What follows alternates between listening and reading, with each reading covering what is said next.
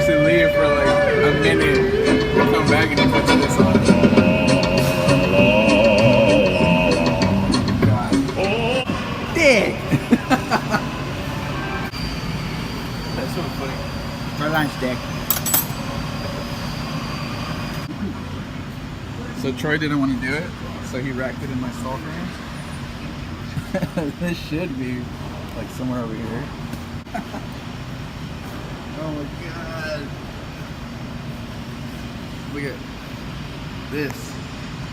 This needs to be like over here. Wow. I'm gonna die. It's just gonna fall on me.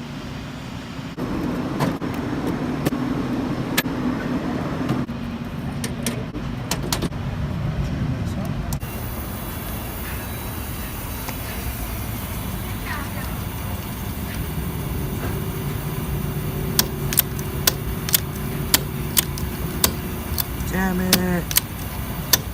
Dude, I hate when this happens. Damn. Super long day. Just getting off of work. I'm gonna grab some quick caffeine. And we're gonna go work on John's car today, who has a misfire and bogging when accelerating, not allowing his RPM to go past 2,000 RPMs. So let's see if we can fix it today. How much does AutoZone sell them for? $100 you said a piece? Yeah. Dude, they're pricey. Oh no, not for right now. I would say look up parting out VQ35DE.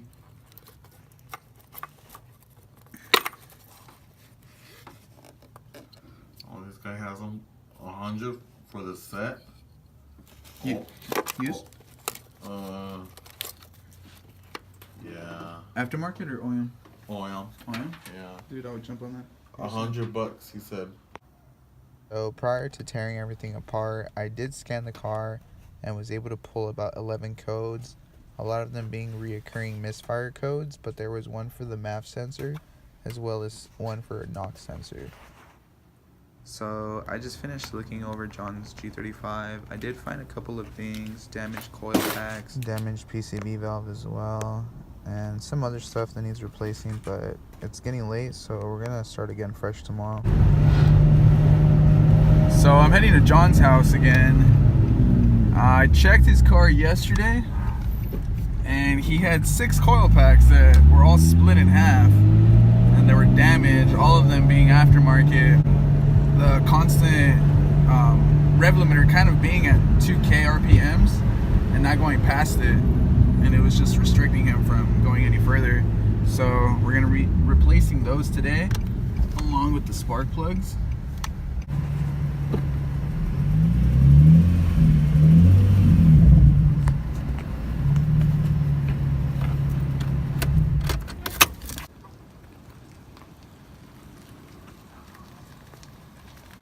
I brought with me some electrical cleaners, so I'm going to try to clean his MAF sensor and hopefully we can save it without having to replace it.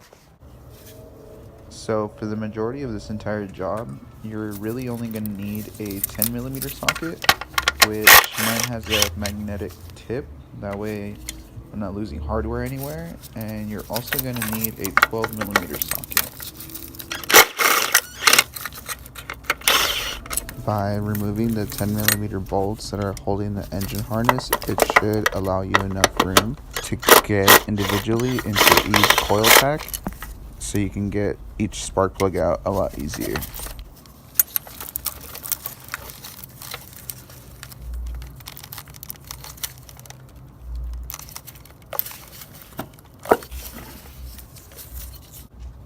If anybody with a DE or a rev up ever have concerns with the bogging, it could always be failing O-rings that are leaking oil into the top of the spark plug. If it's your first time doing spark plugs, always make sure when you start threading in the spark plug, thread it by hand. The last thing you want is for you to strip it.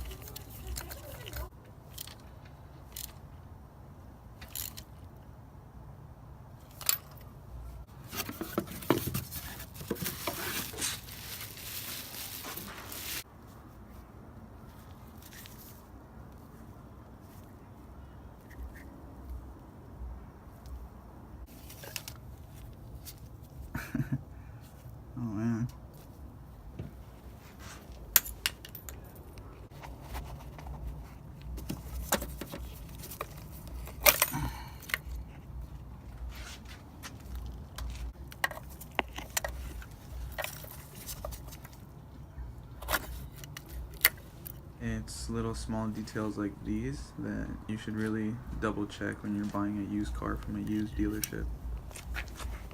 So after you take out all your coil packs and you remove your spark plugs, if they look anything like this, you should immediately double check your PCV valve and verify if it's sending oil into your intake manifold while it runs. What?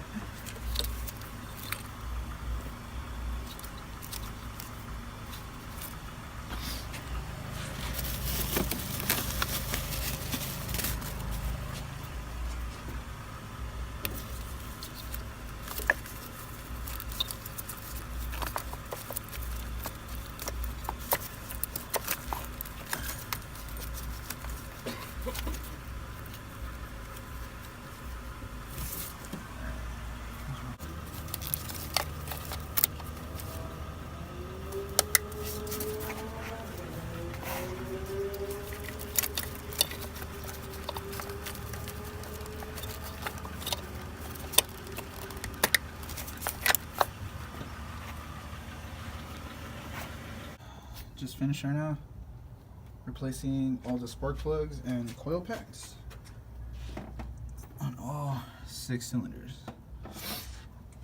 This is how the old ones were. Bam, broken,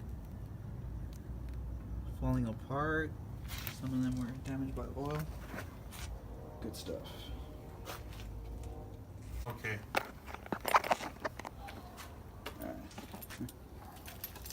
Make sure it's all running good.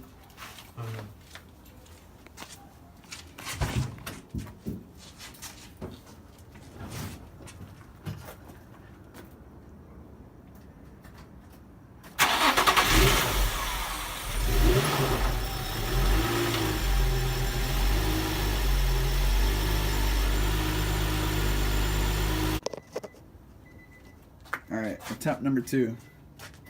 Go.